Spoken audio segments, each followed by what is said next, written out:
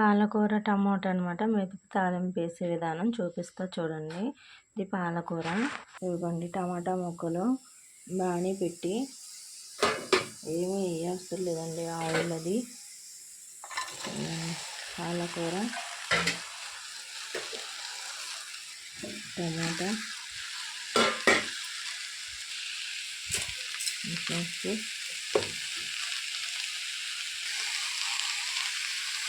పసుపు ఇలా కలిపేసి సిమ్లో పెట్టి స్టవ్ని కాసేపు మూత పెట్టేది అండి. మెత్తగా వాటర్ అయితే వచ్చేసి మెత్తగా ఉడికిపోతుంది అనమాట. దీన్నైతే మనం పేస్ట్ చేసేయాలి. పేస్ట్ చేసి తాలింపు పెట్టుకోవాలన్నమాట. పన్నీరు పాలకూర టమాటా మెతుకు తాలింపు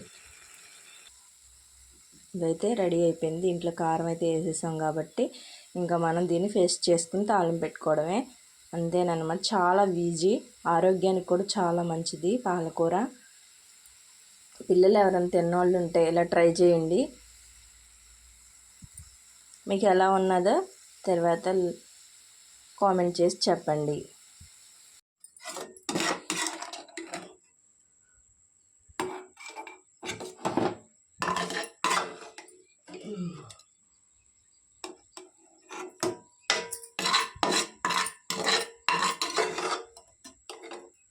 పట్టేస్తున్నానండి దీన్ని.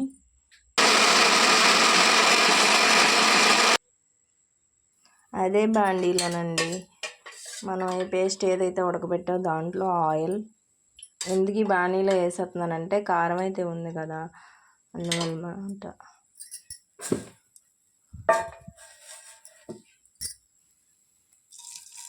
ఆవాలు, కాస్త జీలకర్ర,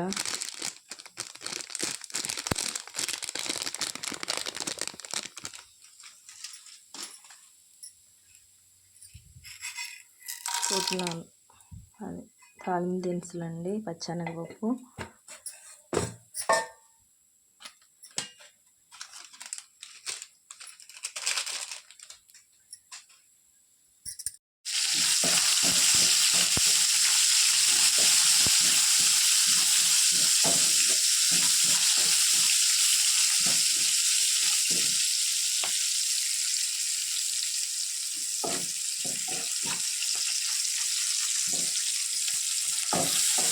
ఇలా అయితే వేసేసుకుని ఫ్రై చేసుకోవాలండి బాగా.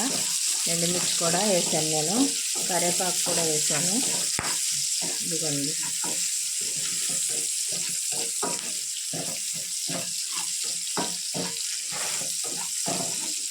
కారం కదా అందువల్ల బాగా కలర్ వచ్చేసింది, ఏమనుకోమాకండి.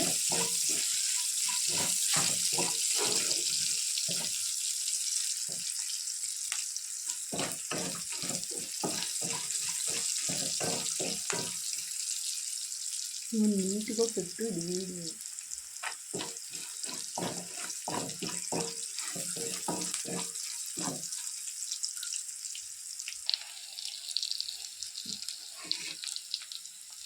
పాలకూర ఏదైతే మనం మిక్సీ పట్టిన పేస్ట్ ఉందో దాన్ని ఇలా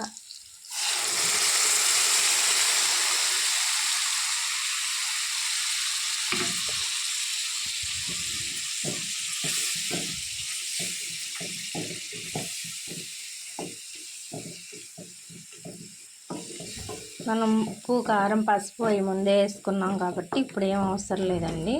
కాసేపు మగ్గనిస్తే చాలన్నమాట.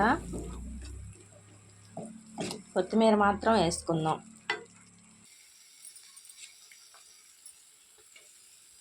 ఇక పాలకూర టమాటా రెడీ అండి.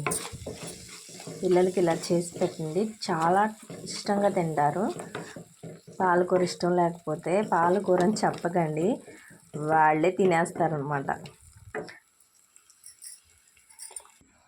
ఇంకా రెడీ అయిపోయిందండి. ఇదిగోండి పాలకూర టమోటా మెదిపి తాలింపు అనమాట. చాలా రుచిగా టేస్టీగా చాలా బాగుంది. ఇది మీకు నచ్చినట్టయితే లైక్ చేయండి, షేర్ చేయండి, కామెంట్ చేయడం మర్చిపోకండి. పిల్లలకి చాలా బలమైంది ఆహారం. ట్రై చేసి చూడండి.